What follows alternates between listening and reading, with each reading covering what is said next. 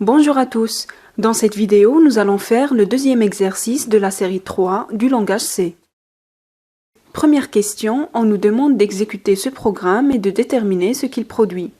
Dans la fonction principale main, on a déclaré deux entiers, n et i, avec initialisation de la variable n à 0, puis on a une boucle while qui ne s'exécutera que si n est inférieur ou égal à 0. Alors, puisque n a comme valeur de départ 0, la boucle va s'exécuter une fois.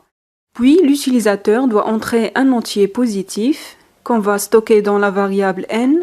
Si l'utilisateur entre un nombre inférieur ou égal à 0, la boucle va se réexécuter jusqu'à avoir un nombre positif. Ensuite, on a la boucle for qui initialise le compteur i à n, le nombre positif que l'utilisateur a choisi, et puis la condition de for est que i doit être supérieur ou égal à 0. Et à chaque fois que la boucle est exécutée, le compteur i est décrémenté, i-. Ici, on n'a qu'une seule instruction. Notez bien que comme on l'a vu pour l'instruction if, si on a une seule instruction pour la boucle for, on peut ne pas mettre les accolades. Donc ici, on affiche à chaque exécution la valeur de i. Puis on sort de la boucle et on affiche vers la fin le mot départ. On exécute pour voir de plus près ce que cela donne. Ici, on nous demande d'entrer un nombre positif. Rappelez-vous que la valeur de départ de n est 0, donc la boucle est exécutée pour la première fois. Supposons que je fais une faute et je choisis un nombre négatif. La condition de la boucle while est toujours vraie, car mon nombre est inférieur à 0, donc les instructions de la boucle se réexécutent autant de fois que la condition est vraie, pour 0 aussi.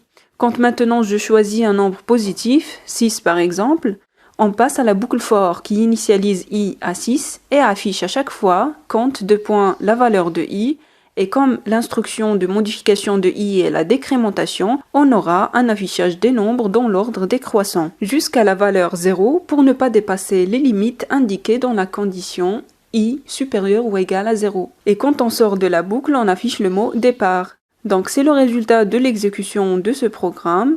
Passons maintenant à la deuxième question.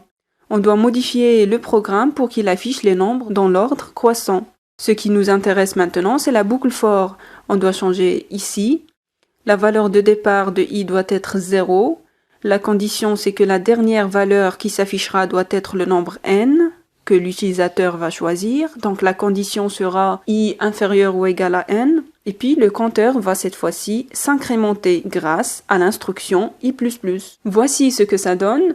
On a les nombres affichés dans l'ordre croissant. Et puis ici départ, on peut changer sa position en la déplaçant avant la boucle for.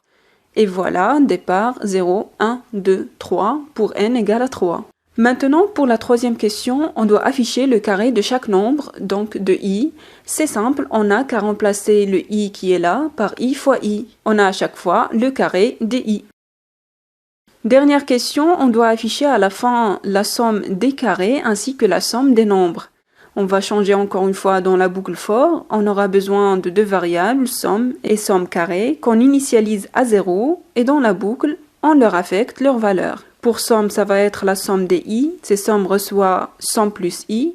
Et somme carré reçoit somme carré plus i fois i. On sort de la boucle pour afficher les valeurs finales des deux variables. Et voici la somme des nombres et la somme de leurs carrés. C'était le deuxième exercice de la série 3. Dans la prochaine vidéo, nous allons faire la suite. À bientôt.